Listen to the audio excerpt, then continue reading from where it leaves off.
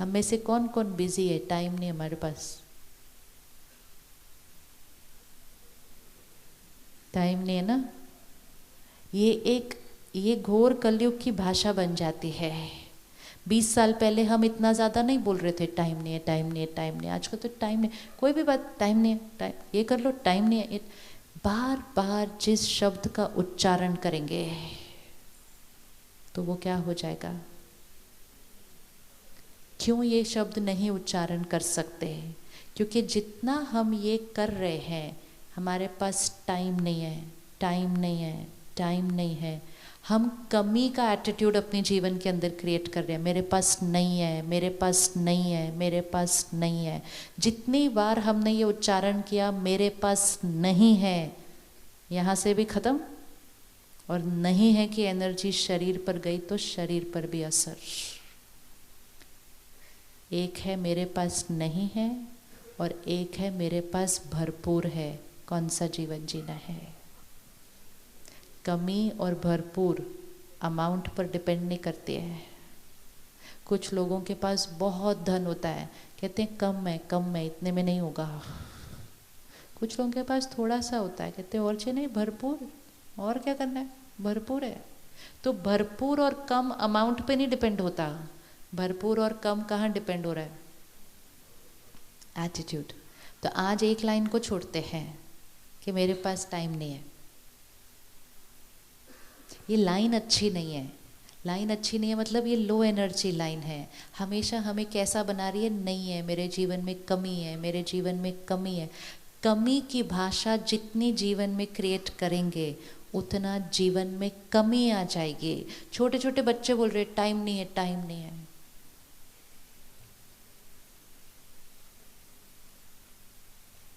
आज से हम लाइन को चेंज करते हैं और हम कहते हैं मेरे पास बहुत टाइम है। कहिए एक बार,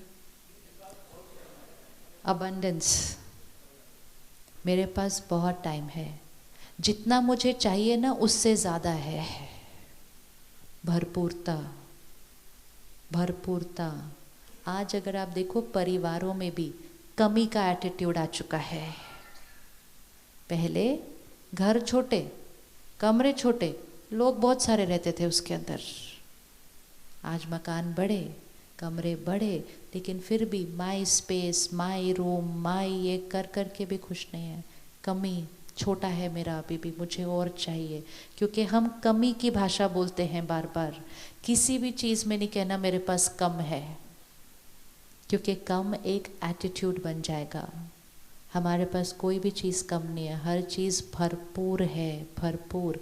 अगर आप मंदिर जाओ, गुरुद्वारे जाओ, आप देखेंगे कि प्रसाद कभी ख़त्म नहीं होता है। कितने भी लोग आते जाए, चलता ही जाता है, चलता ही जाता है, चलता ही जाता है।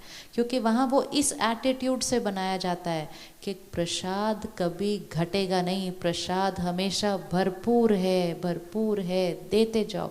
जिस भाव से बनाते जाते हैं, देते जाते हैं, वो सच होता जाता है। वहाँ कभी कमी नहीं आ सकती है, कभी भी कमी नहीं आ सकती है। क्योंकि भाषा में कमी शब्द नहीं है, भाषा में है भगवान का भंडारा है, भरपूर है।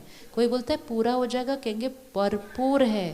बोलेंगे 4 लोग और आए हैं, कहते 40 ले आओ, भरपूर है। एटीट्यूड, ये एटीट्यूड है भरपूरता का। ये एटीट्यूड हमें अपने घर में लेकर आना है, अपने बच्चों के अंदर डालना है। तो इसलिए कोई भी चीज़ के लिए नहीं बोलना कमी है, नहीं तो फिर हम इस साइड पे चले जाते हैं। घंटे उतने ही हैं सबके पास। कुछ लोग घर पे हैं, रिटायर्ड हैं, अपना रोल रिस्पॉन्सिबिलिटी ज़्यादा नहीं है, फिर भी कहते हैं हम बहुत बिजी हैं। फिर भी कहेंगे हम बहुत बिजी हैं, क्योंकि it's not about what we are doing. Busy and easy उस पर नहीं डिपेंड करता कि हम कितना काम कर रहे हैं। बिजी एंड ईजी डिपेंड करता है हम यहाँ कैसे हैं। कोई 18 घंटे काम करते हुए भी बहुत ईजी रह सकता है, और कोई घर में खाली बैठकर भी बहुत बिजी रह सकता है। बिजी एंड इजी का नंबर ऑफ आवर्स वर्किंग पे कोई असर नहीं है। इट्स अ वर्ड, रिपीट करते जाओ, करते जाओ, करते जाओ तो सिद्ध होता जाएगा। तो कुछ शब्दों को वोकैबुलरी से निकालना चाहिए, क्योंकि ये शब्द हमारे कलयुग को बहुत ज़्यादा और घोर कलयुग बनाते जा रहे हैं। यहाँ से कमी का एटीट्यूड। तो हमारे पास कितना टाइम है?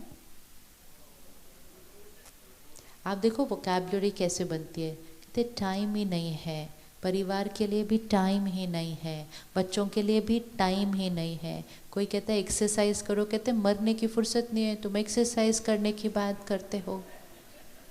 ये नहीं सोचते कि अगर कर लेंगे एक्सरसाइज तो थोड़ा लंबा चल जाएंगे, वो नहीं, कहते मरने की भी फुर्सत नहीं है। भाषा, शब्द बहुत इम्पोर्टेंट होते हैं, शब्दों से जीवन बनता है। सोचो ऐसे शब्द बोलना कि मरने की भी फुर्सत नहीं है। किसी ने बोला होगा, बाकी सब ने तो कॉपी कर लिया सिर्फ, और बिना सोचे बोला कि हम बोल क्या रहे हैं, हम एग्जैक्टली बोल क्या रहे हैं जब हम ये लाइन बोलते हैं, लेकिन हम बोल देते हैं और थोड़ी बार बोलने के बाद वो हमारी वोकैबुलरी का हिस्सा बन जाता है।